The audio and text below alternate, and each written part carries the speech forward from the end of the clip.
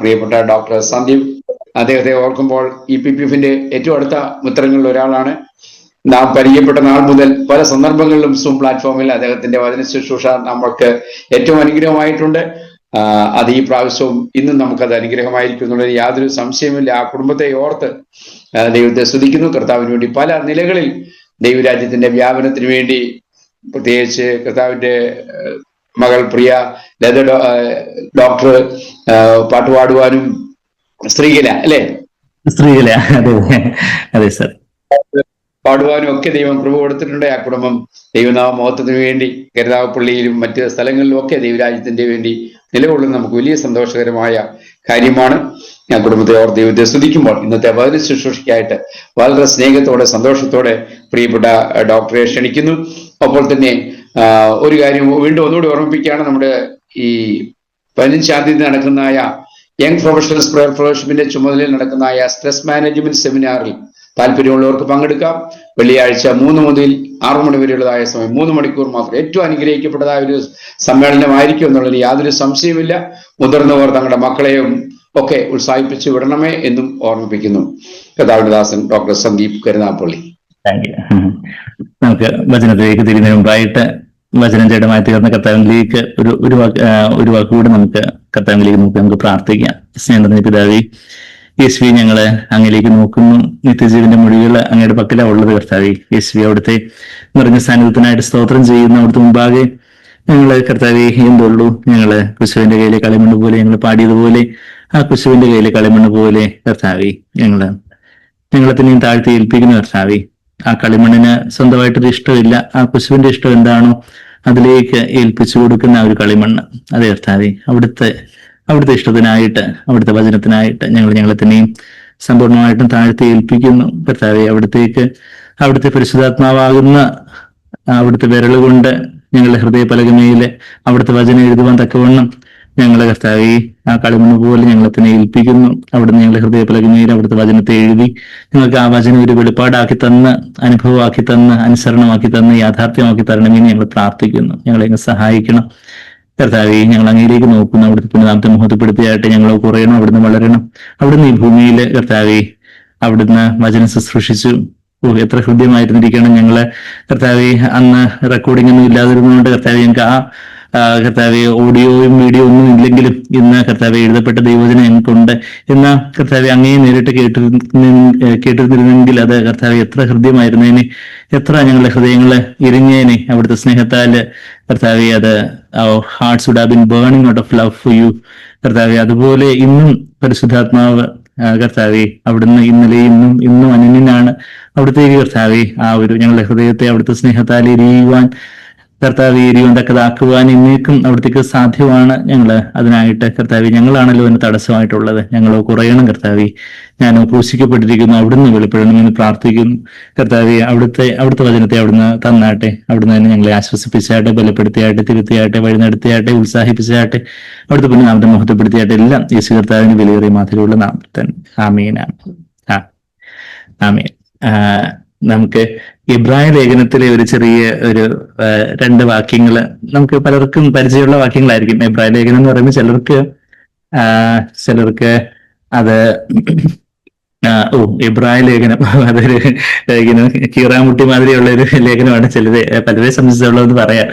എങ്കിലും എനിക്ക് വളരെ ഒരു ഹൃദ്യമായിട്ടുള്ള ഒരു ലേഖനമാണ് ഇബ്രായ ലേഖനം. അത് ഞങ്ങൾ ഈ കോവിഡിന്റെ സമയത്തൊക്കെ ഞങ്ങൾക്കൊരു ചെറിയൊരു ഇംഗ്ലീഷ് ബൈബിൾ സ്റ്റഡി ഉണ്ടായിരുന്നു. അപ്പം ഇങ്ങനെ എബ്രായ ലേഖനം ഇങ്ങനെ വാക്യപ്രതിവാക്യമായിട്ടും വാക്ക് പ്രതിവാക്കായിട്ടും ഒക്കെ ഇങ്ങനെ വളരെ സ്ലോ ആയിട്ട് ഞങ്ങൾ ഇങ്ങനെ ചിന്തിച്ച് വന്ന് അത് അങ്ങനെ കൺക്ലൂഡ് ചെയ്യാനൊക്കെ പറ്റിയായിരുന്നു. അത് അതിന്റെ റെക്കോർഡായിട്ടുള്ള എല്ലാം ചെറിയ ഫ്യൂ സെഷൻസ് ഇനിയും അപ്ലോഡ് ചെയ്യാനുണ്ട്. അത് ഒത്തിരി പെൻഡിങ് ആയിട്ടുള്ളത് കൊണ്ട് എന്നാലും പലതും ഒക്കെ എന്റെ ആ യൂട്യൂബ് ചാനലിലെ പ്ലേലിസ്റ്റിനകത്ത് ഹീബ്രൂസ് ബൈബിൾ സ്റ്റഡി എന്നുള്ളതിനകത്ത് എന്റെ ഇംഗ്ലീഷ് റെക്കോർഡഡ് മെസ്സേജസ് ഒക്കെ ഇങ്ങനെ വളരെ സ്ലോ ആയിട്ട് പോകുന്നൊരു ബൈബിൾ സ്റ്റഡി. അപ്പൊ അതുകൊണ്ടെന്ന് ഞാൻ ജസ്റ്റ് ഒന്ന് ഓർത്തപ്പോൾ പറഞ്ഞതേ ഉള്ളതേ ഉള്ളൂ.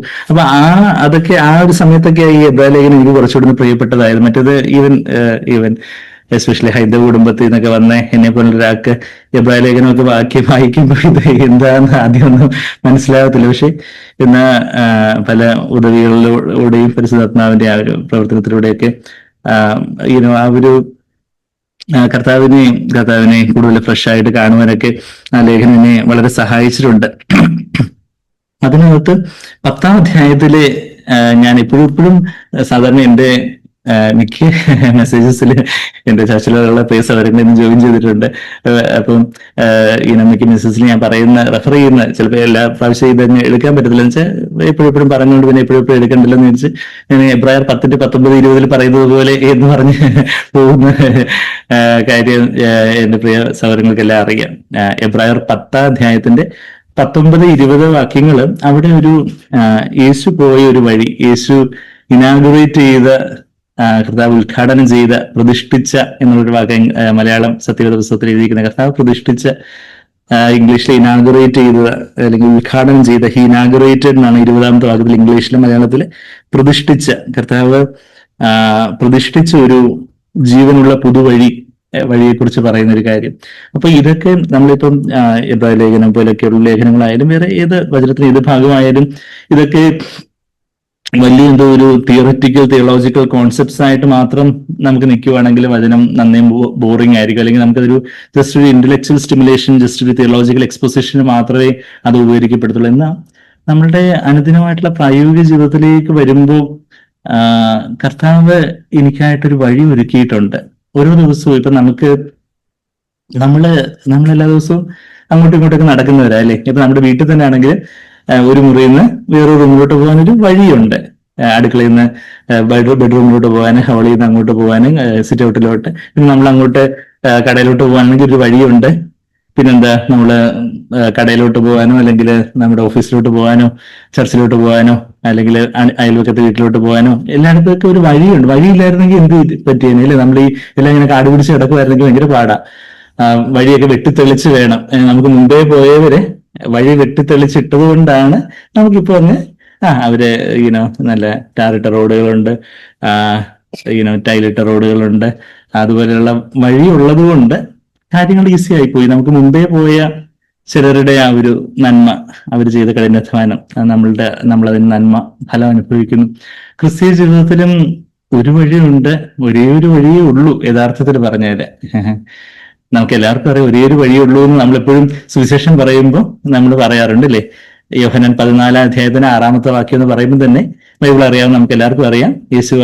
യേശു തോമസിനോട് പറയുക, തോമസ് ചോദിക്കുക, തോമസ് കേരളത്തിലേക്ക് ആദ്യമായിട്ട് സുവിശേഷത്തിന് വെളിച്ചമായിട്ട് വന്ന ആ തോമസ് ചോദിക്കുവാണ്, അവിടുന്ന് പോകുന്ന വഴി ഏതെന്ന് എനിക്ക് അറിയത്തില്ല. ഞാനിപ്പോ ഈ വഴിയുടെ കാര്യം നിങ്ങളെല്ലാവരും ആ ജീവനുള്ള പുതുവഴി എന്നുള്ള ആ വഴി എന്നുള്ള വാക്ക്, വേ എന്നുള്ള വാക്ക് എബ്രായർ 10-ന്റെ 19-ാമത്തെ വാക്യത്തില് മലയാളത്തില്, ഇംഗ്ലീഷില് 20-ാമത്തെ വാക്യത്തില് ന്യൂ ആൻഡ് ലിവിങ് വേ.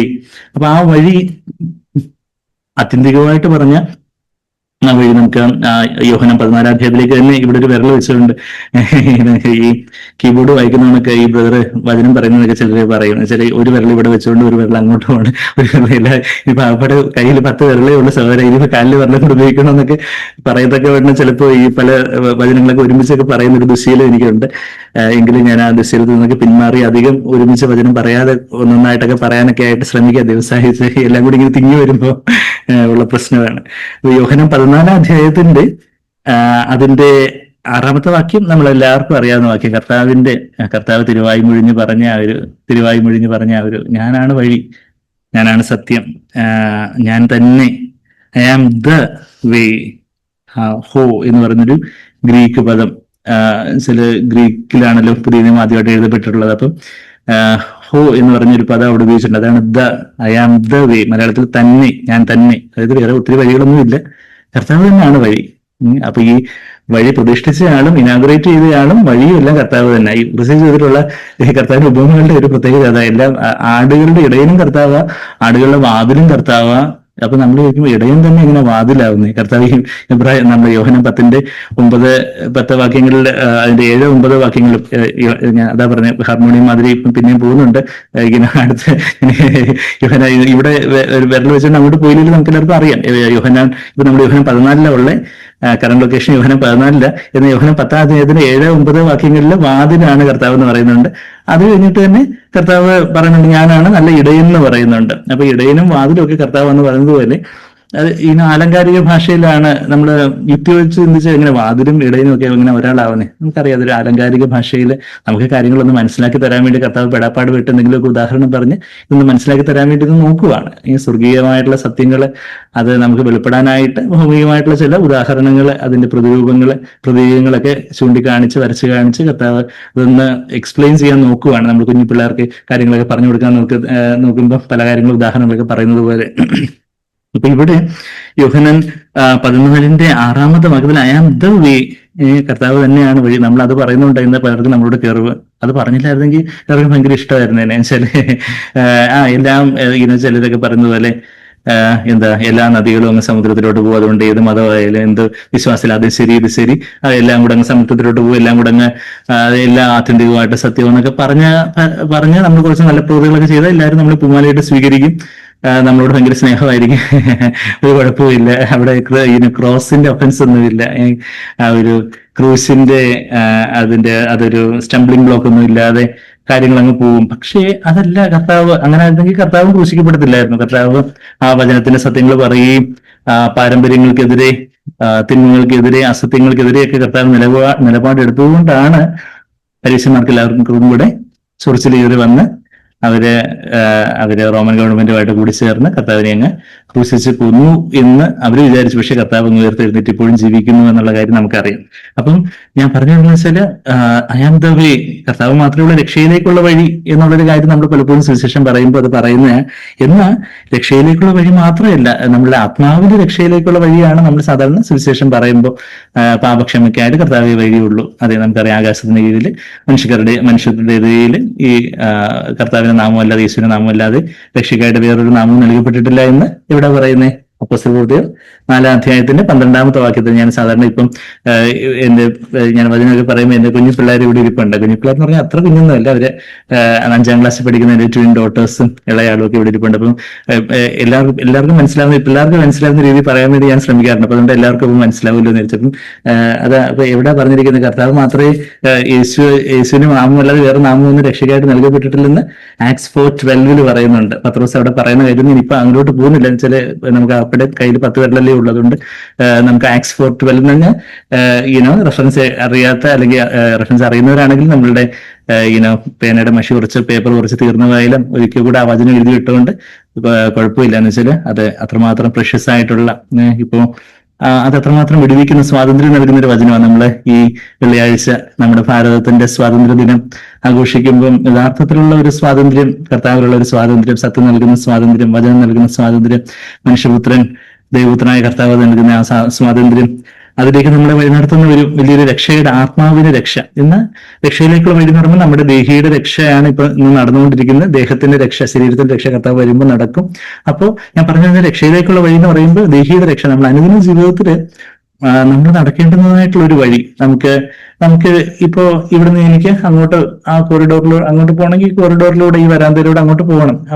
ഞാൻ പറഞ്ഞതെന്ന് വെച്ചാൽ നമ്മള് അനുദിന ജീവിതത്തിലും ആത്മീയമായിട്ട് പറഞ്ഞാൽ ഓരോ ചുവടെടുത്ത് വെക്കാനും യേശു ഒരു വഴി തെളിയിച്ചിട്ടുണ്ട് എന്നുള്ളൊരു കാര്യം വളരെ പ്രായോഗികമായിട്ടുള്ള ഒരു കാര്യമാണ്. അത് വളരെ കർത്താവ് ജഡമെന്ന തിരശ്ശീല ചീന്തി, അവിടെ ദേഹമെന്ന തിരശ്ശീല ചീന്തി എബ്രായർ 10 സത്യവേദ പുസ്തകത്തിൽ തെറ്റായിട്ട് പരിഭാഷപ്പെടുത്തിയിട്ടുള്ളത്. അതിലേക്ക് നമുക്ക് വരാം.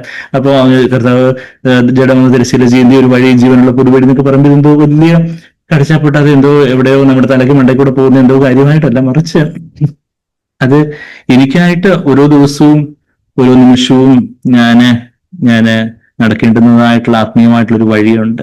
ആ വഴി എന്റെ കർത്താവ് തന്നെയാണ് വഴി. കർത്താവ് ഉദ്ഘാടനം ചെയ്ത ആ വഴി കർത്താവ് തന്നെയാണ് വഴി എന്ന കർത്താവ് ഇവിടെ യോഹന്നാൻ 14:6 കർത്താവ് പറഞ്ഞു വയ്ക്കുന്നത്. കർത്താവിനോട് ചോദിക്കുന്ന വേറെ ആരുമല്ല, കേരളത്തിലേക്ക് ആദ്യം സുവിശേഷത്തിന് വെളിച്ചവുമായിട്ട് വന്ന തോമസ് ചോദിക്കുന്നേ 5-ാമത്തെ വാക്യം, കർത്താവേ നീ എവിടെ പോകുന്നു? തോമസ് സെഡ് ടു ഹിം, അതാ നമ്മളെ തോമസ് അവനോട് സത്യപുസ്തകത്തിൽ മലയാളത്തിൽ 4-ാം വാക്യത്തിന്റെ അവസാനം തോമസ് അവനോട് കർത്താവേ നീ എവിടെ പോകുന്നു എന്ന് ഞങ്ങൾ അറിയുന്നില്ല, പിന്നെ വഴി എങ്ങനെ അറിയുമെന്ന് പറഞ്ഞു. കർത്താവ് തന്നെ അവന് വഴി പറഞ്ഞു കൊടുത്തു. അതുകൊണ്ട് അവൻ വഴി അറിഞ്ഞ് അവന് കേരളത്തിലേക്കും തമിഴ്നാട്ടിലേക്കും ഒക്കെ സുവിശേഷത്തിന് വിളിച്ചതായിട്ട് വന്ന് AD 54 കാലയളവിലൊക്കെ വന്ന് ഇവിടെ രക്തസാക്ഷിത്വം ഭരിച്ച് അങ്ങനെ ഇവിടെ കേരളത്തില് സുവിശേഷത്തിന് വിളിച്ച് വന്നേ കിട്ടിയത് കൊണ്ട് പിന്നെ ഒരുപാട് മിഷണറീസ് വിദേശത്തു നിന്നൊക്കെ വന്ന് നമ്മളുടെ ഭാഷയും നമുക്ക് നിഘണ്ടുവും ഭാഷയും പഴഞ്ചൊല്ലുകളും ബാക്കി ഒരുപാട് കാര്യങ്ങളൊക്കെ നൽകിയ കാര്യമൊക്കെ ഈ കഴിഞ്ഞ ദിവസം ഞാനൊരു ഒരു മെസ്സേജ് കേൾക്കുന്നുണ്ടായിരുന്നു. നിങ്ങൾ പലരും കേട്ട് കാണുമായിരിക്കും. ഒരു അക്രൈസ്തവനായ ഹൈന്ദവനായിട്ടുള്ള ഒരു വള്ളിക്കാവ് മോഹൻദാസ് എന്ന് പറഞ്ഞൊരു സാറ്, ചരിത്രത്തിലൊക്കെ വളരെ അഗ്രഗണ്യനായിട്ടുള്ള അദ്ദേഹം മിഷണറിമാരുടെ കേരളം എന്ന് പറഞ്ഞൊരു പുസ്തകമൊക്കെ രചിച്ചിട്ടുള്ള ക്രിസ്തീയമായിട്ടുള്ള ക്രിസ്തീയ മിഷണറിമാര് കേരളത്തിന്റെ ഭാഷയും സംസ്കാരത്തിലും വഹിച്ചിട്ടുള്ള നിസ്തുലമായ പങ്കിനെ കുറിച്ചൊക്കെ പറയുന്ന ഒരു കാര്യം. ദൈവത്തിന്റെ സ്വന്തം നാട്, ഗോഡ്സ് ഓൺ കൺട്രി എന്നൊക്കെ നമ്മൾ കേരളത്തെ കുറിച്ച് എപ്പോഴും അഭിമാനത്തോടൊക്കെ പറയാറുണ്ട്. എന്നാൽ അത് ആദ്യമായിട്ട് പറഞ്ഞത് ഹെർമൻ ഗുണ്ടർട്ട് ആണെന്നുള്ള കാര്യമൊക്കെ, അങ്ങനെ ഒരു ക്രിസ്ത്യൻ മിഷണറി ആയിരുന്നു ഹെർമൻ ഗുണ്ടർട്ട് ആയിരുന്നു ആദ്യമായിട്ട് ദൈവത്തിന്റെ സ്വന്തം നാടെന്ന്, ഗോഡ്സ് ഓൺ കൺട്രി എന്ന് കേരളത്തെ വിശേഷിപ്പിച്ചതെന്നൊക്കെ അദ്ദേഹം ചരിത്രത്തിലെ ഗവേഷണം നടത്തിയിട്ടുള്ള അദ്ദേഹം പറയുന്ന ഒരു ഹാഫ് ആൻ അവറുള്ള ഒരു മെസ്സേജ് കഴിഞ്ഞ ദിവസം ഒരു ലൈഫ് ഫോക്കസ് യൂട്യൂബ് ചാനലിൽ ശ്രദ്ധിക്കുവാനിടയിൽ ഞാനത് മൊത്തവും കേട്ട് തീർന്നില്ല, കുറച്ച് കേട്ടു. അപ്പം ഞാൻ പറഞ്ഞതെന്ന് വെച്ചാൽ അപ്പൊ തോമസ് അന്ന് വന്നു, തോമസിന് കർത്താവ് വഴി പറഞ്ഞു കൊടുത്തു. ഞാൻ ആ വഴിയെ നമ്മുടെ തോമസ് ടോൾട്ടൊന്ന് പോയതുകൊണ്ട് ഞാൻ കേരളത്തിന്റെ മിഷണറി ചരിത്രത്തിലേക്കൊന്ന് പോയതാ. നമ്മുടെ ഇന്നത്തെ രാഷ്ട്രീയ കാലാവസ്ഥയിൽ അത് ഏറ്റവും പ്രസക്തമായിട്ടുള്ള ഒരു കാര്യമാണല്ലോ.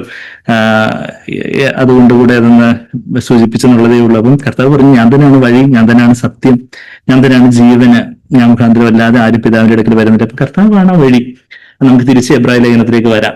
അപ്പൊ നമ്മള് തിരിച്ച് ഇവിടെ കറന്റ് ലൊക്കേഷൻ നമ്മള് എങ്ങോട്ടെങ്കിലും ഞങ്ങള് ഇവിടെ കൺസൾട്ടേഷന് വേണ്ടി പേഷ്യൻസ് വരുമ്പോൾ ആ ഡോക്ടർ കറന്റ് ലൊക്കേഷൻ ഒന്ന് അയക്കണേ, ശരി വാട്സാപ്പിൽ ഒന്ന് ലൊക്കേഷൻ അയക്കണേ, ഇപ്പൊ എവിടെ ഞങ്ങൾക്ക് അങ്ങ് വരാനാ, നമ്മൾ എവിടെയെങ്കിലും അറിയാത്ത വീട്ടിലോട്ടൊക്കെ പോകുമ്പോഴൊക്കെ നമ്മള് നിങ്ങളുടെ ലൊക്കേഷൻ ഒന്ന് ഷെയർ ചെയ്യണേ, ഞങ്ങൾ അത് പിടിച്ചങ്ങ് വരാമെന്ന് നമ്മൾ പറയും. അപ്പം ഇവിടെ നമ്മൾ കറന്റ് ലൊക്കേഷൻ ഇവിടെ എത്തി തിരിച്ച് നമ്മൾ യോഹന്നാനിലേക്ക് ഒന്ന് പോയിട്ട് തിരിച്ച് എബ്രായർ 10-19-20 വാക്യങ്ങളിലേക്ക് എത്തിയല്ലോ എല്ലാവരും അല്ലേ.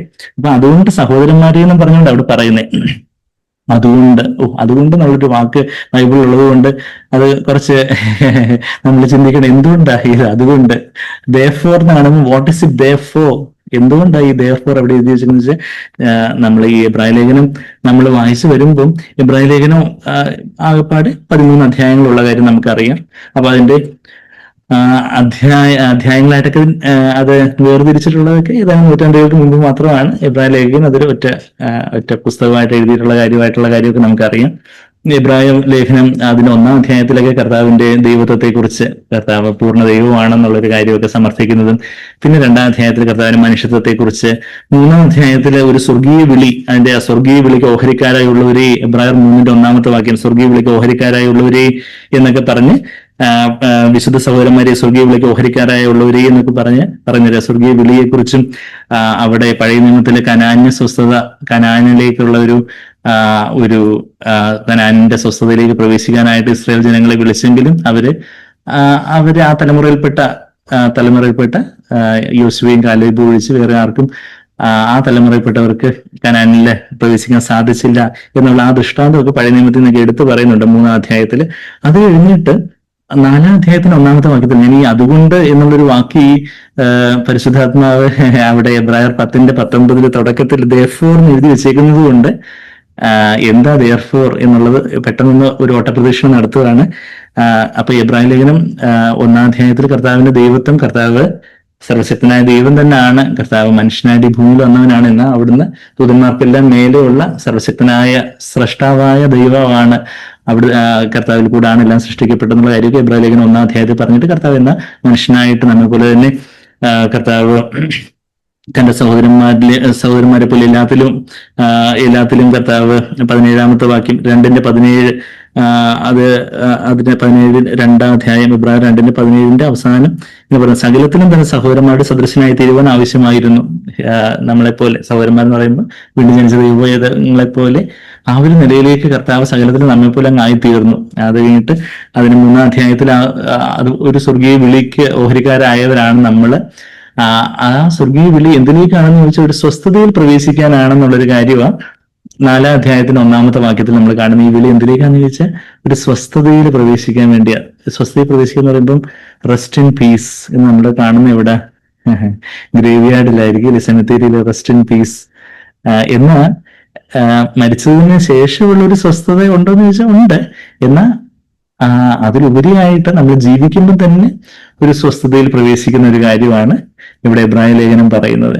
ജീവിക്കുമ്പോൾ തന്നെ നമുക്ക് എങ്ങനെ സ്വസ്ഥതയിൽ പ്രവേശിക്കാനൊക്കും? ഇത്രയും അസ്വസ്ഥമായ ഈ ലോകത്ത് എങ്ങനെ നമുക്ക് സ്വസ്ഥതയിൽ പ്രവേശിക്കാനൊക്കും? കർത്താവ് തന്നെ പറയുന്ന വാക്ക് നമുക്ക് എല്ലാവർക്കും അറിയാം. മത്തായി 11:28 എന്ന് പറയുമ്പോഴേ നമ്മളെല്ലാവരും പറയും, അധ്വാനിക്കുന്നവരും ഭാരം ചുമക്കുന്നവരുള്ളവരെ നിങ്ങൾ എല്ലാവരും എൻ്റെ അടുക്കൽ വരും, ഞാൻ നിങ്ങളെ ആശ്വസിപ്പിക്കാം. I will give you rest. ഞാൻ നിങ്ങൾക്ക് സ്വസ്ഥത തരാം.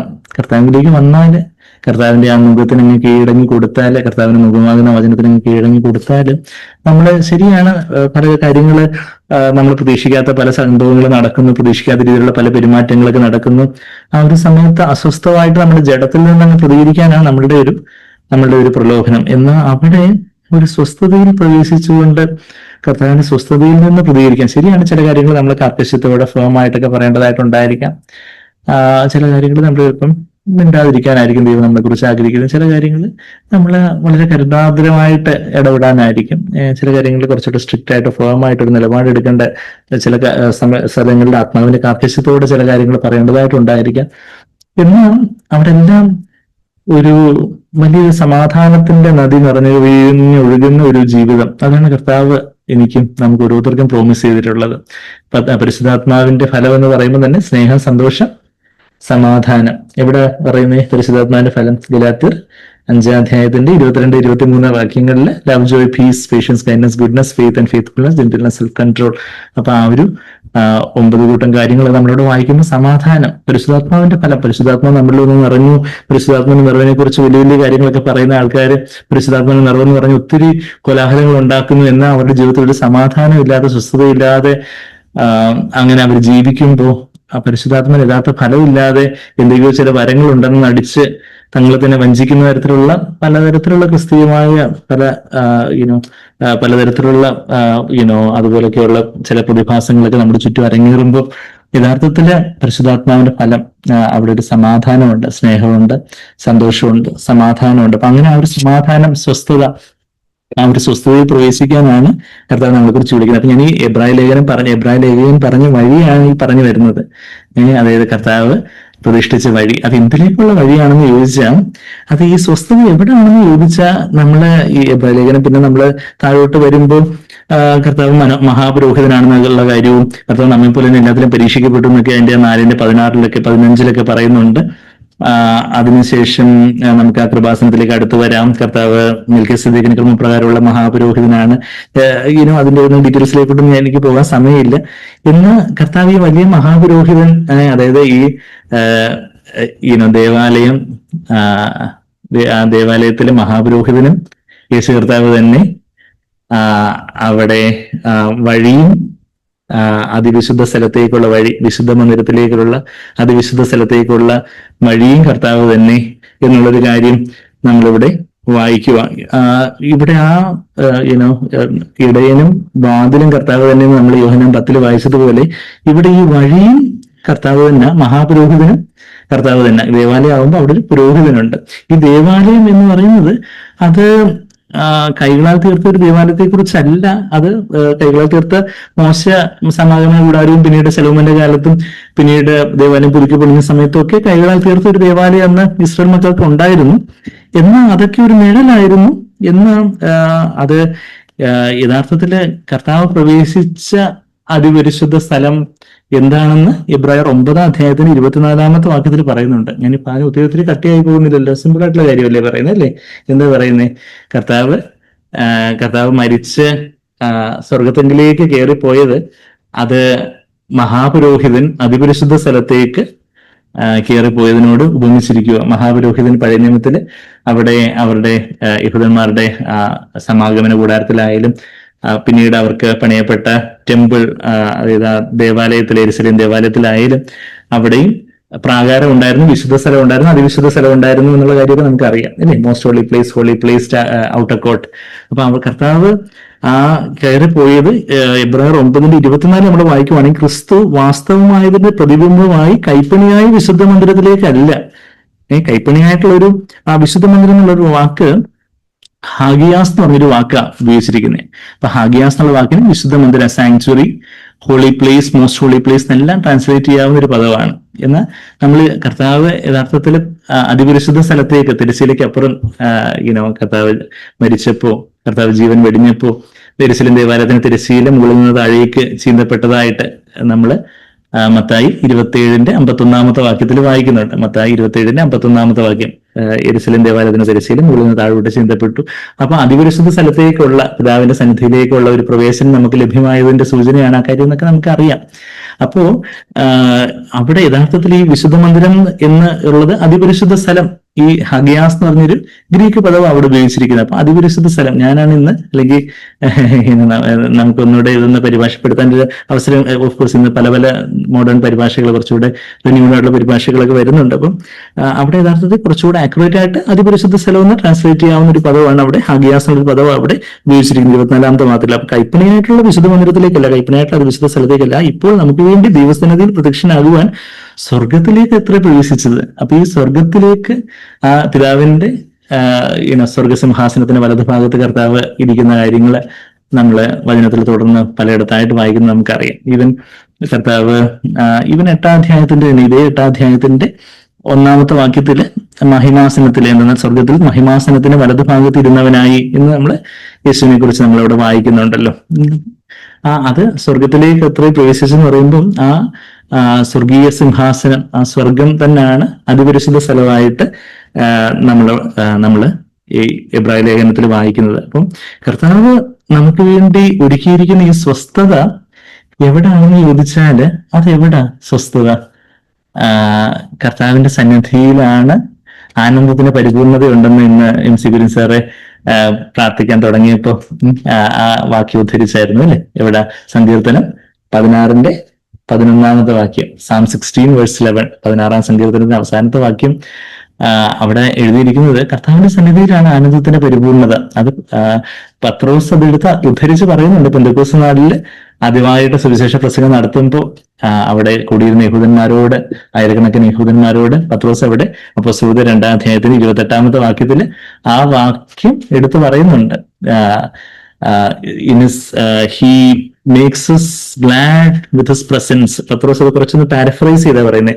കർത്താവിന്റെ സന്നിധിയിൽ ആനന്ദത്തിന് പരിപൂർണതയുണ്ടെന്ന് ആണ് സങ്കീർത്തനം 16:11 പറയുന്നത്. എന്നാൽ പത്രോസ് കുറച്ചുകൂടെ അതൊന്ന് പേഴ്സണലൈസ് ചെയ്ത് തന്റെ ഒരു അനുഭവമാക്കിക്കൊണ്ട് അത് പരിശുദ്ധാത്മാവിന്റെ നിറവിൽ തന്നെ പറയുന്നു. അപ്പോസ്തലരുടെ 2-ാം അധ്യായത്തിന് 28-ാമത്തെ വാക്യം, അപ്പോസ്തലരുടെ 2:28 പത്രോസ് അത് പറയുമ്പോൾ എന്താ പറയുന്നേ, എന്താ അവൻ പറയുന്നതെന്ന് ചോദിച്ചാൽ, പത്രോസ് പറയുന്നതെന്ന് ചോദിച്ചാല് 28-ാമത്തെ വാക്യം, അപ്പോസ്തലരുടെ 2:28, നീ ജീവമാർഗങ്ങളെ എന്നോട് അറിയിച്ചു, നിന്റെ സന്നിധിയിൽ എന്നെ സന്തോഷപൂർണനാക്കും. അവിടുത്തെ സന്നിധിയിൽ സന്തോഷത്തിന് പൂർണ്ണതയുണ്ടെന്ന് പറയുന്നത് ശരിയാണ്, സന്തോഷത്തിന് പൂർണ്ണത കർത്താവിന്റെ സന്നിധിയിലുണ്ട്.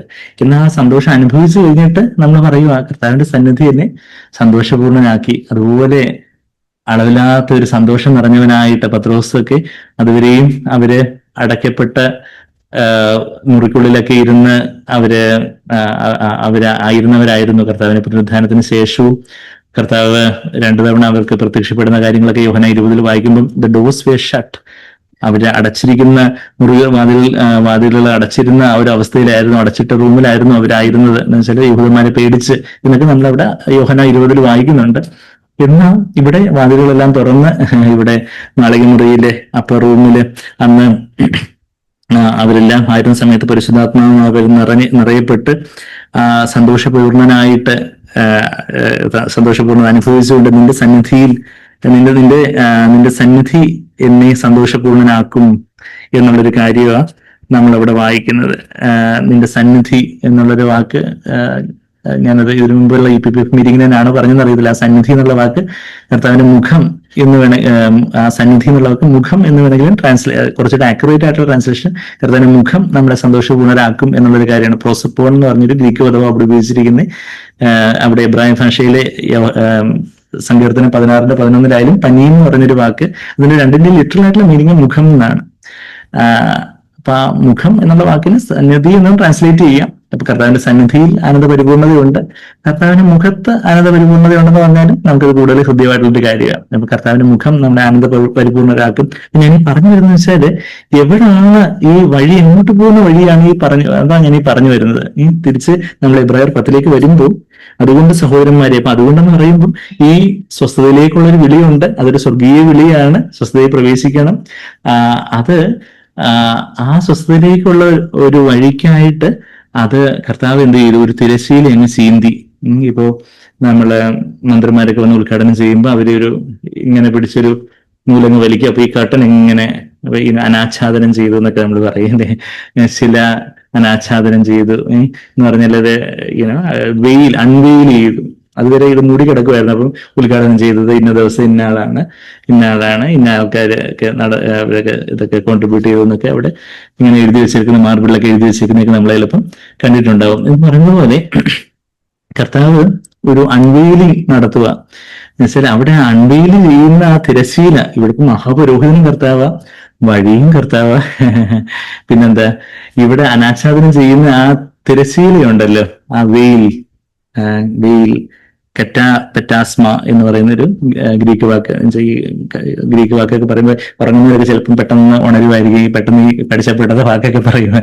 പ്രത്യേകിച്ചൊന്നുമില്ല, അതിന്റെ ഒരു വെയിൽ ആ തിരശ്ശീലൊക്കെ ഉപയോഗിച്ചിരിക്കുന്ന ഒരു വാക്കാണ് അത്.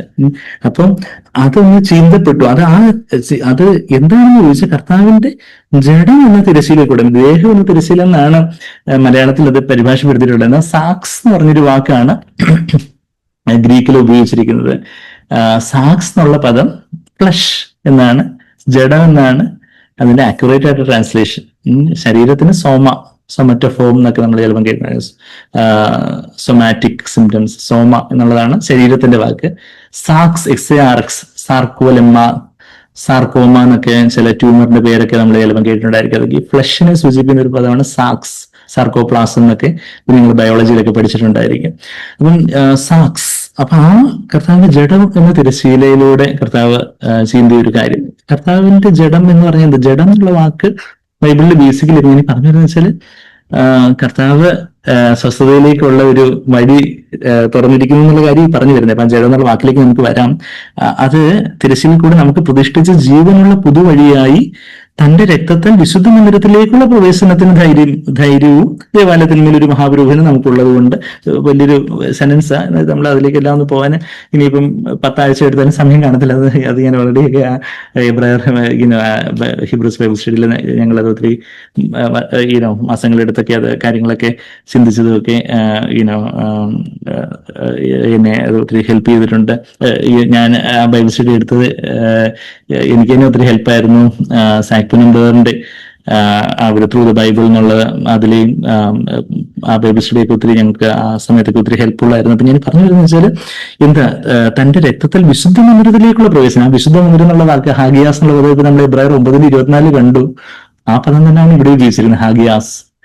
ആ ഹാഗിയാസ് അത് അതിപരിശുദ്ധ സ്ഥലം എന്നാണ് അത് കുറച്ചുകൂടെ കറക്റ്റായിട്ട് പരിഭാഷപ്പെടുത്തേണ്ടത്. എന്ന് വെച്ചാൽ തിരശ്ശീലയ്ക്ക് അപ്പുറം എന്താ ഉള്ളതെന്ന് ചോദിച്ചാൽ അത് പരിശുദ്ധ സ്ഥലം ഉള്ളതെന്ന് കൊച്ചു കുഞ്ഞുങ്ങൾക്ക് വരെ അറിയാം. നമ്മുടെ പുറപ്പാട് പുസ്തകം 26 അധ്യായത്തിലെ അതിന്റെ പെട്ടെന്ന് നോക്കണമെങ്കിൽ 26 അധ്യായത്തിന്റെ 30ാമത്തെ വാക്യമാണ് എന്റെ ഓർമ്മ. വിശുദ്ധ സ്ഥലത്തെ, അതിവിശുദ്ധ സ്ഥലത്തെ, അതെ, അതിന്റെ അതിന് പാർട്ടീഷനായിട്ട് 33ാമത്തെ വാക്യത്തിലാണ്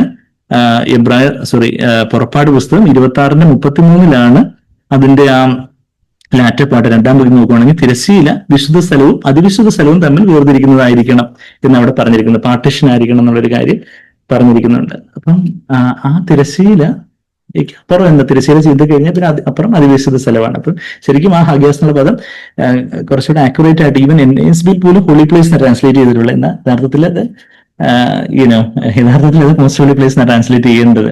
അത് ട്രാൻസ്ലേറ്റ് ചെയ്തവർക്ക് ചിലപ്പം മേ ബി അവർക്ക് അത്രയും ആ കാര്യങ്ങളെ കുറിച്ചുള്ള അപ്പൊ എന്തായാലും തന്റെ രക്തത്താൽ വിശുദ്ധ മന്ദിരത്തേക്കുള്ള പ്രവേശനം. അപ്പൊ ഞാൻ പറഞ്ഞു വരുന്നത് വെച്ചാൽ എന്താണെന്ന് വെച്ചാൽ ദൈവത്തിന്റെ സന്നിധിയാണ് അതിവിശുദ്ധ സ്ഥലം. കർത്താവിന്റെ സാന്നിധ്യമാണ് അതിവിശുദ്ധ സ്ഥലത്താണ് ദൈവത്തിന്റെ മഹത്വം വന്നിറങ്ങിയതായിട്ടൊക്കെ നമ്മള് എക്സോഡസ് പുറപ്പാട് പുസ്തകം 40-ാം അധ്യായത്തിൽ വായിക്കുന്നുണ്ട്. ഞാൻ ഒത്തിരി വചനങ്ങളൊക്കെ പറയുമ്പോൾ ഇത് ആർക്കും ദഹനക്കേട് പിടിക്കുന്നില്ലെന്നാണ് എന്റെ പ്രതീക്ഷ. എന്തായാലും നമ്മളിപ്പം കൺക്ലൂഡ് ചെയ്യാം. കാര്യങ്ങളൊക്കെ പറഞ്ഞ് സിമ്പിളായിട്ട് കാര്യങ്ങളൊക്കെ പറഞ്ഞ് കൺക്ലൂഡ് ചെയ്യാം. പുറപ്പാട് 40-ാം അധ്യായത്തിന്റെ അതിന്റെ 34-ാമത്തെ വാക്യം, അവിടെ മോശ ദൈവം പറഞ്ഞതുപോലെ തന്നെ എല്ലാ കാര്യങ്ങളും ചെയ്തു. യഹോവ മോശയോട് കൽപ്പിച്ചതുപോലെ തന്നെ, യഹോവ മോശയോട് കൽപ്പിച്ചതുപോലെ തന്നെ, യഹോവ മോശയോട് കൽപ്പിച്ചതുപോലെ തന്നെ എന്നുള്ള ആ പദപ്രയോഗം വീണ്ടും വീണ്ടും വീണ്ടും വീണ്ടും വീണ്ടും വീണ്ടും വീണ്ടും വീണ്ടും നമ്മൾ വായിക്കുന്ന ഒരു സ്ഥലമാണ് എക്സോഡസ് പുറപ്പാട് പുസ്തകം 40-ാം അധ്യായം, പുറപ്പാട് പുസ്തകത്തിന് അവസാനത്തെ അധ്യായം. അവിടെ അങ്ങനെ എല്ലാം കർത്താവ് പറഞ്ഞതുപോലെ തന്നെ ഇങ്ങനെ മോശ പ്രവൃത്തി പൂർത്തിയാക്കി. 33-ാമത്തെ വാക്യം, thus Moses finished the work. അപ്പോൾ മേഘ സമാഗമന കൂടാരത്തെ മൂടി യഹോവയുടെ തേജസ് തിരുനിവാസത്തെ നിറച്ചു. അപ്പൊ ആ ഒരു ദൈവത്തിന്റെ ആ ഒരു തേജസ് വന്ന് നിറയപ്പെട്ട ആ ഒരു അതിപരിശുദ്ധ സ്ഥലം, ആ അതിപരിശുദ്ധ സ്ഥലത്താണ് ദൈവത്തിന്റെ സാന്നിധ്യം ഉള്ളത്. കർത്താവിന്റെ സാന്നിധ്യം ഇന്ന് കൈകളാൽ നിർമ്മിച്ച ആലയത്തിലല്ല എന്നുള്ള കാര്യം നമുക്കറിയാം. ഇന്ന് നമ്മൾ തന്നെയാണ് ആ സമാഗമന കൂടാരം, സഭയാണ് സമാഗമന കൂടാരം. കർത്താവ് സമാഗമന കൂടാരത്തിൽ നേടലായിരുന്നു എന്നുള്ള ഒരു ആത്മീയ അർത്ഥങ്ങളൊക്കെ, കൂടുതൽ കാര്യങ്ങളൊക്കെ, അങ്ങനെയൊക്കെയുള്ള കാര്യങ്ങളുണ്ട്. ഇന്ന് നമ്മളുടെ ആത്മാവിലേക്കാണ് ദൈവത്തിന്റെ തേജസ് എന്ന് ഇറങ്ങുന്നത്. ആ സ്വർഗസിംഹാസനം എന്നുള്ള ആ കർത്താവിന്റെ സന്നിധി, അവിടാണ് എന്ത് സന്തോഷത്തിന്റെ പൂർണ്ണതയുള്ളത്, അവിടാണ് സമാധാനത്തിന്റെ പൂർണ്ണതയുള്ളത്, അവിടാണ് യഥാർത്ഥത്തിൽ സ്വസ്ഥതയുള്ളത്. അപ്പൊ സ്വസ്ഥതയിലേക്ക് പ്രവേശിക്കുക എന്ന് പറഞ്ഞ യഥാർത്ഥത്തിൽ കർത്താവിന്റെ സന്നിധിയിലേക്ക് പ്രവേശിക്കുക. കർത്താവിന്റെ സന്നിധിയിലേക്ക് പ്രവേശിക്കാനായിട്ട് തടസ്സമായിട്ട് ഉള്ള ഒരു കാര്യമാണ് ഈ ജഡമാകുന്ന ഒരു തിരശ്ശീല. അത് കർത്താവിന്റെ ജീവിതത്തിൽ അത് ചീന്തപ്പെട്ടു. കർത്താവ് ആ ജഡവാന തിരശ്ശീല ചീന്തിയാണ് കർത്താവ് നമുക്ക് വേണ്ടി ഒരു വഴി തുറന്നത്. നമ്മളുടെ ജീവിതത്തിലും കർത്താവ് പറഞ്ഞു, കർത്താവിനെ അനുഗമിക്കാൻ ഒരുപാട് വഴികളൊന്നുമില്ല. കർത്താവിനെ അനുഗമിക്കണമെങ്കിൽ നിങ്ങളും ദിവസവും ക്രൂസ് എടുത്തിട്ടല്ലാതെ എന്നെ അനുഗമിക്കാൻ ഒക്കെയില്ല. ലൂക്കോസ് 9:24 അതാണ് നമ്മൾ വായിക്കുന്നത്. ലൂക്കോസ്, ഞാൻ ഇവിടെ ഒരു വിരൽ വെച്ചുകൊണ്ട് ലൂക്കോസിൽ പലയിടങ്ങളിലെ സുവിശേഷങ്ങളിലെല്ലാം ഈ ക്രൂസ് എടുത്ത് അനുഗമിക്കണം എന്നുള്ള കാര്യം കർത്താവ് പറയുന്നുണ്ട്. ഇന്ന് ദിവസവും ക്രൂസ് എടുത്ത് അനുഗമിക്കണമെന്ന് വ്യക്തമായിട്ട് സ്പഷ്ടമായിട്ട് അവിടെ ലൂക്കോസ് 9:23 പിന്നെ അവൻ എല്ലാവരോടും പറഞ്ഞത്, എന്നെ അനുഗമിക്കുവാൻ ഒരുത്തൻ ഇച്ഛിച്ചാൽ അവൻ തന്നെ നിഷേധിച്ച് നാളത്തോറും തന്നെ ക്രൂസ് എടുത്തും കൊണ്ട് എന്നെ അനുഗമിക്കട്ടെ. അപ്പം ഈ ക്രൂസിന്റെ വഴി, അതാണ് ഈ പറഞ്ഞു വന്ന ജീവന്റെ പുതുവഴി. കർത്താവ് തന്നെയാണ് ആ വഴി എന്നൊക്കെ നമ്മളിപ്പം യോഹന്നാൻ 14:6 നമ്മളത് കണ്ടു. പിന്നെ ക്രൂസ് എടുത്തുള്ള ഒരു വഴി എന്ന് പറയുമ്പോൾ, ക്രൂസ് എടുത്തുള്ള വഴി എന്നൊക്കെ പറയുമ്പോൾ ആൾക്കാര് അതെന്തോ നമ്മൾ ഏതാണ്ട് കഷ്ടപ്പാട് സഹിക്കണം, നമ്മളെന്തോ ഏതാണ്ട്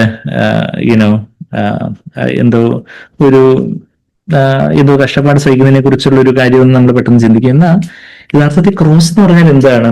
ക്രോസ് എന്ന് പറഞ്ഞാൽ അവിടെ ഒരു വെർട്ടിക്കൽ പ്ലാങ്ക് ഉണ്ട്, ഹൊറിസോണ്ടൽ പ്ലാങ്ക് ഉണ്ട്, ലംബവും തിരശ്ചീനവുമായിട്ടുള്ള രണ്ട് പലക കഷ്ണങ്ങൾ. അവിടെ വെർട്ടിക്കൽ പ്ലാങ്ക് അത് ദൈവത്തിന്റെ ഹിതം, ദൈവത്തിന്റെ വചനം. ഹൊറിസോണ്ടൽ പ്ലാങ്ക് എന്ന് പറഞ്ഞാൽ എന്റെ ഹിതമല്ല പിതാവിന്റെ ഹിതം ആകട്ടെ എന്ന് കർത്താവ് ഈ ഭൂമിയിലായിരുന്നപ്പം കർത്താവ് ഗെത്സമനെ തോട്ടത്തിൽ വെച്ച് പറയുന്നത് നമുക്കറിയാം. എന്റെ ഇഷ്ടമല്ല പിതാവ് അങ്ങയുടെ ഇഷ്ടം എന്ന് പറഞ്ഞ്, നോട്ട് മൈ വിൽ ബട്ട് ദൈ വിൽ എന്ന് പറഞ്ഞ് കർത്താവ് മത്തായി 26:39 ഗെത്സമനെ തോട്ടത്തിലെ കർത്താവ് അതിവേദനയോട് പറയുന്ന കാര്യങ്ങളൊക്കെ നമുക്കറിയാം.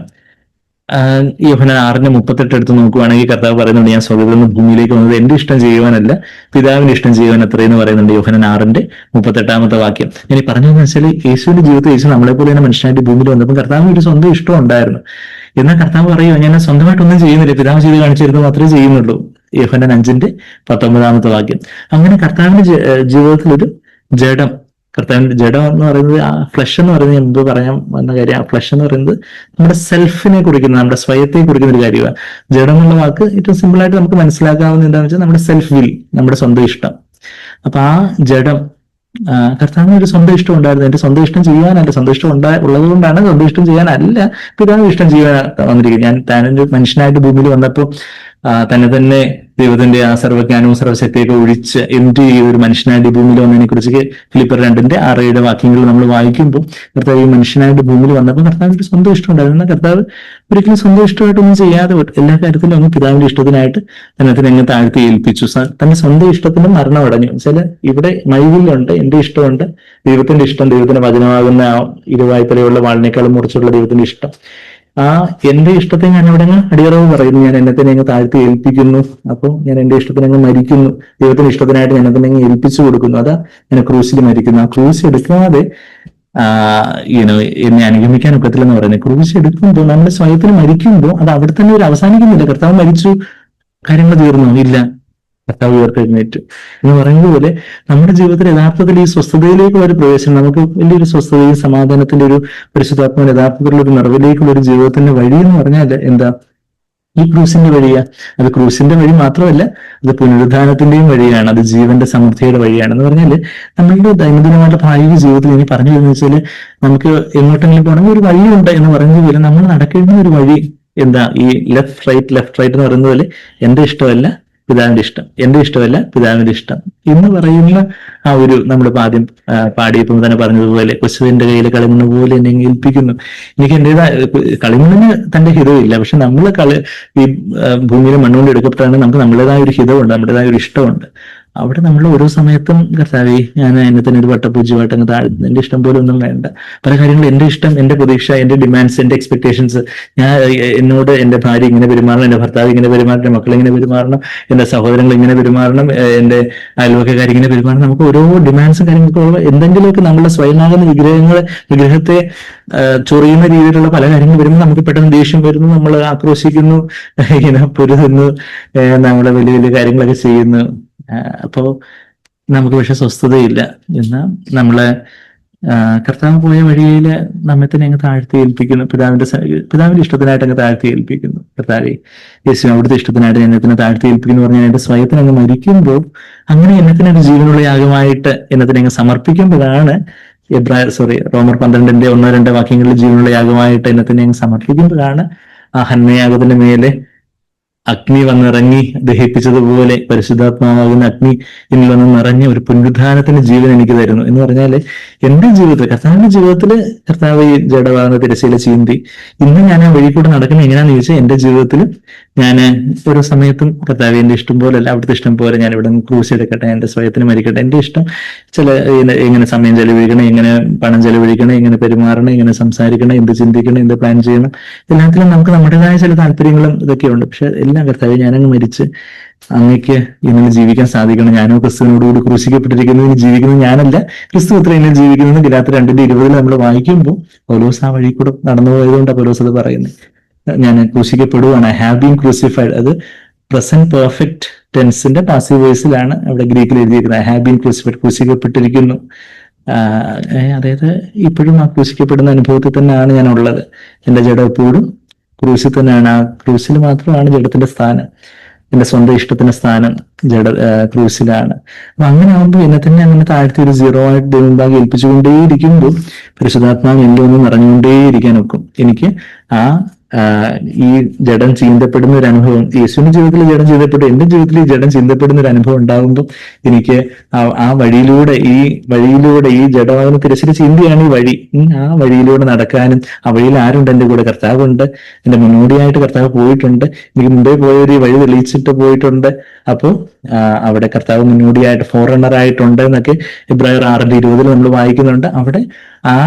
അവിടെ അതിപരിശുദ്ധ സ്ഥലത്തിന്റെ ആ ഒരു സ്വസ്ഥതയും സമാധാനവും ഈ വഴിയിലൂടെ നടക്കുമ്പോൾ തന്നെ അതിപരിശുദ്ധ സ്ഥലത്ത് കർത്താവിനെ ഒരു സ്വസ്ഥതയിലേക്ക് പ്രവേശിച്ചുകൊണ്ട്, അത് ആ കനാന്യ ദേശത്തിന്റെ സ്വസ്ഥതയായിട്ട് അവിടെ എബ്രായർ 3-ാം അധ്യായത്തിലൊക്കെ പറയുന്ന ആ ഒരു കനാന്യ ദേശത്തിന്റെ സ്വസ്ഥത എന്ന് പറയുന്ന ആ കാര്യങ്ങളൊക്കെയാണെന്ന് നമ്മൾ എബ്രായ ലേഖനം വായിച്ചു വരുമ്പോൾ നമുക്ക് മനസ്സിലാവും. നമ്മൾ സിമ്പിളായിട്ട് പറഞ്ഞാൽ എത്രയേ ഉള്ളൂ, നമ്മൾ തന്നെ ഇങ്ങനെ വട്ടപൂജ്യമായിട്ട് ഓരോ സമയത്തും താഴ്ത്തി ഏൽപ്പിച്ചുകൊണ്ടേയിരുന്ന പരിശുദ്ധാത്മ നമ്മളിൽ നിന്ന് നിറഞ്ഞുകൊണ്ടേയിരിക്കും.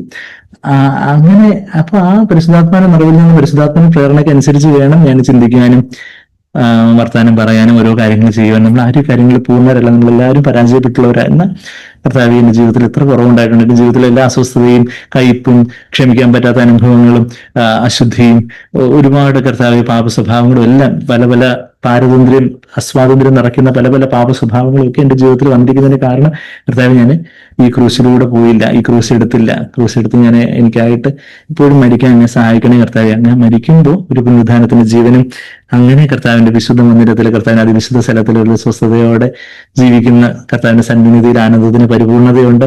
അവിടുത്തെ വലതു ഭാഗത്ത് നിത്യപ്രമോദങ്ങളും ഉണ്ടെന്ന് അവിടെ പറയുന്നത്. കർത്താവിന്റെ വലതു ഭാഗത്ത് ആരാ വിളിച്ച കർത്താവിന്റെ കാന്തയായിട്ട്, കർത്താവിനെ ആ ആത്മാവിലെ നിത്യപ്രമോദങ്ങൾ അനുഭവിക്കുന്ന ഒരു ജീവിതം ജീവിക്കാനും കർത്താവ് നമ്മളെക്കുറിച്ച് ഓരോരുത്തരെ കുറിച്ച് ആഗ്രഹിക്കുന്നു. അതിനായിട്ട് കർത്താവ് നമ്മൾ ഓരോരുത്തരെയും സഹായിക്കട്ടെ. ആമേൻ.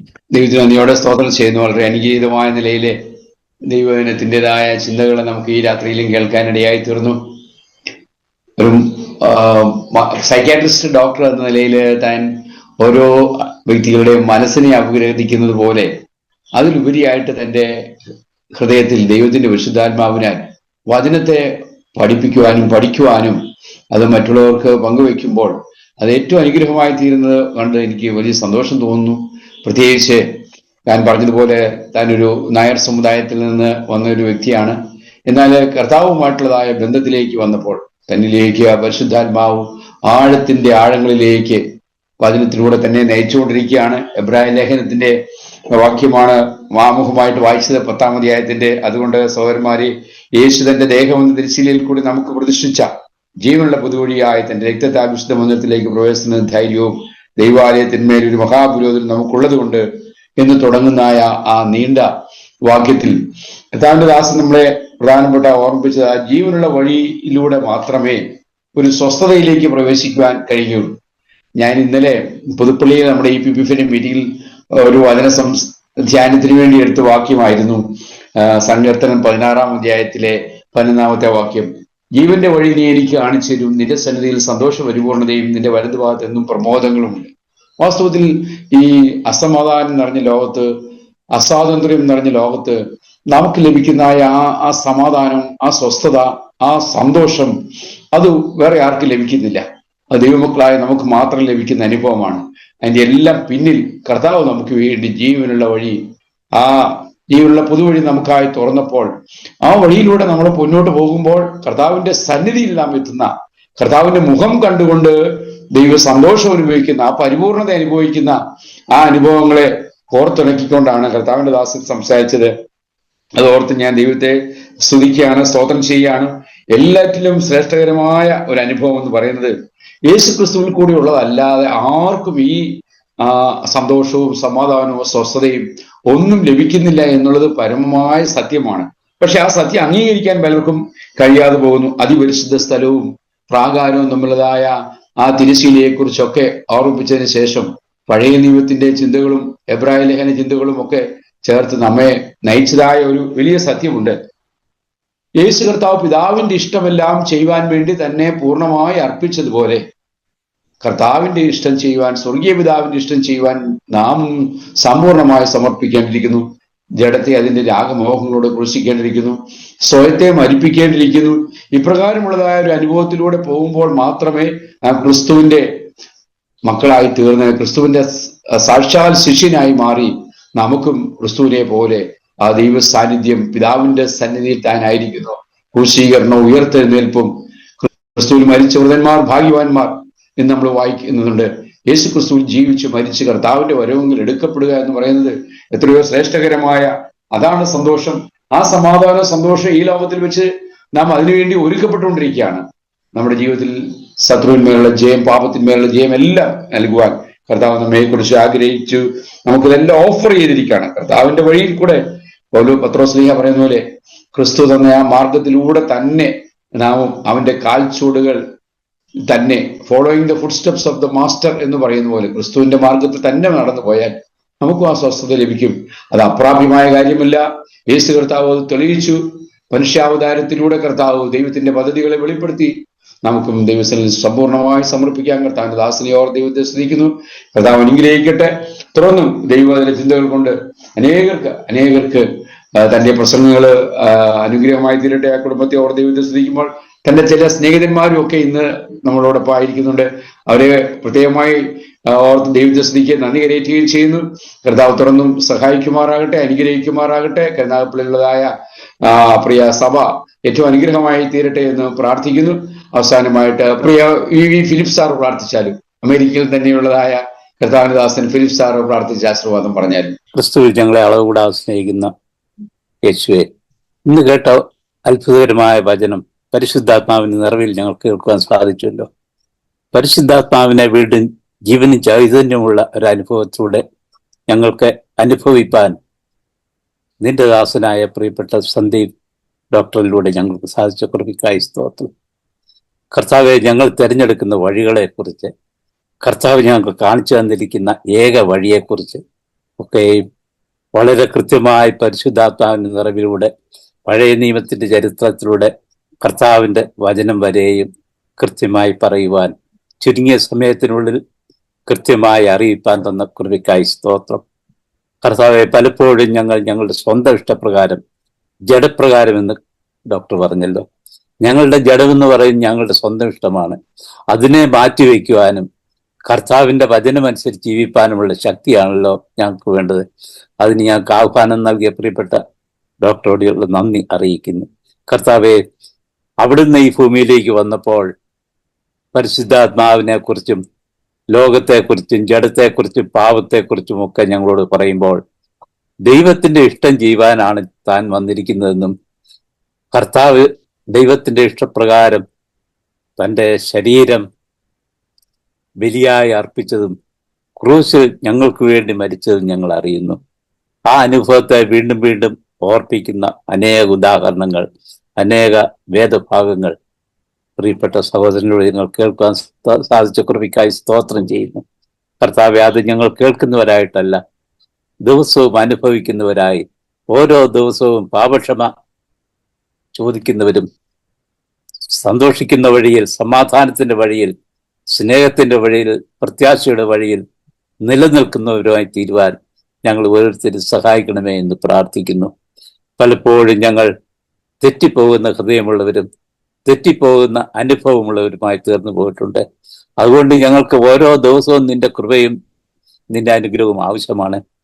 ആ കൃപയും സ്വസ്ഥതയും അനുഭവിപ്പാൻ, ആ സ്വസ്ഥതയിൽ മുൻപോട്ട് അവിടുന്ന് കാണിച്ചു തന്ന വഴിയിലൂടെ പോകുവാൻ കർത്താവെ, ഈ PPF-ന്റെ ഈ ചെറിയ കൂട്ടത്തിൽ വന്നിരിക്കുന്ന എല്ലാവരെയും അവിടുന്ന് അനുഗ്രഹിക്കണമേ എന്ന് പ്രാർത്ഥിക്കുന്നു. പലതരത്തിലുള്ള അനുഭവങ്ങളിലൂടെ, പ്രയാസങ്ങളിലൂടെ, രോഗങ്ങളിലൂടെ ഒക്കെ കടന്നു പോകുന്നവരുണ്ടല്ലോ. എന്നാൽ കർത്താവ് ഞങ്ങളെ താങ്ങുന്ന കൃപയ്ക്കായി സ്തോത്രം.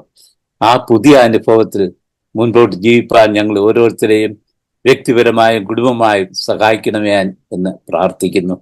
കർത്താവെ, വചനം കേട്ട എല്ലാവരും അവിടുന്ന് അനുഗ്രഹിക്കണമേ. വചനത്തിന് വേദി ഒരുക്കി ഞങ്ങളെ എല്ലാ ബുധനാഴ്ചയും സന്തോഷത്തോടെ പ്രത്യാശ കേൾപ്പാൻ കൂട്ടുകി വരുന്ന പ്രിയപ്പെട്ട MC കുര്യൻ സാറാണല്ലോ. സാറിന്റെ പ്രവർത്തനത്തെ അവിടുന്ന് മാനിക്കണമേ, അനുഗ്രഹിക്കണമേ. ഈ PPF-ന്റെ വിവിധ സംഘടനകൾ, വിവിധ പ്രദേശങ്ങളിൽ നടക്കുന്ന യോഗങ്ങൾ എല്ലാത്തിനെയും അവിടെ അനുഗ്രഹിക്കുന്ന കർത്താവാകുന്നുവല്ലോ. ഞങ്ങൾ ഓരോരുത്തരെയും തിരുസന്നിധിയിൽ ഓർത്ത് പ്രാർത്ഥിക്കണമേ എന്ന് അപേക്ഷിക്കുന്നു. കർത്താവെ, പ്രിയപ്പെട്ട ഡോക്ടർക്ക് വേണ്ടി സ്തോത്രം ചെയ്യുന്നു. നിന്റെ മകന്റെ പ്രവർത്തനം ഒരു ചെറിയ പ്രദേശത്ത് മാത്രമല്ല, മലയാളക്കരയിൽ മാത്രമല്ല, എല്ലായിടത്തും അത് പ്രചരിക്കുവാൻ, അത് കേൾക്കുവാൻ, കേൾക്കുന്നവർ മാനസാന്തരപ്പെട്ട് കർത്താവിലേക്ക് തിരിയുവാൻ ഇടയാക്കണമേ എന്ന് പ്രാർത്ഥിക്കുന്നു. ഞങ്ങളുടെ കുറവുകളൊക്കെ ഉണ്ട് ഞങ്ങൾ അറിയുന്നു കർത്താവെ. എന്നാൽ ഞങ്ങളോട് അവിടുന്ന് ക്ഷമിച്ച് പാപക്ഷമ തന്ന കൃപയ്ക്കായി സ്തോത്രം. ദിവസവും അത് ജീവിപ്പാൻ, കർത്താവിൽ സ്വസ്ഥതയിൽ സന്തോഷിപ്പാൻ അവിടെ ഞങ്ങൾക്ക് നല്ല അനുഭവങ്ങൾ വരുത്തണമേ. നിന്റെ കൃപയിൽ ഞങ്ങളെ നടത്തണമേ. മുൻപോട്ടുള്ള ഓരോ ദിവസവും നിന്റെ കൃപയിലായിരിക്കാൻ സഹായിക്കണമേ. അടുത്ത ബുധനാഴ്ച ഞങ്ങൾ വീണ്ടും കണ്ടെത്തുന്നവരെയും അവിടെ ഞങ്ങളെ അനുഗ്രഹത്തിന്റെ ചിറകിൻ കീഴിൽ നയിക്കണമേ എന്ന് പ്രാർത്ഥിക്കുന്നു. സകലം കർത്താവായ യേശുക്രിസ്തുവിന്റെ നാമത്തിൽ അപേക്ഷിക്കുന്നത് കരുണയോടെ കേട്ട് ഉത്തരം അരുളണമേ. ആമേൻ. പിതാവായ ദൈവത്തിന്റെ സ്നേഹവും പുത്രനായ ക്രിസ്തുവിന്റെ കൃപയും ഞങ്ങളെ നടത്തുന്ന പരിശുദ്ധാത്മാവിന്റെ സംബന്ധവും സഹവാസവും കർത്താവെ, ഞങ്ങൾ പ്രാർത്ഥിച്ച എല്ലാ കാര്യങ്ങളോടുകൂടെയും ലോകമെങ്ങും ചിതറിപ്പാർക്കുന്ന വിശുദ്ധന്മാരോടുകൂടെയും ഇന്നു മുതൽ എന്നേക്കും ഉണ്ടായിരിക്കുമാറാകട്ടെ. ആമേൻ.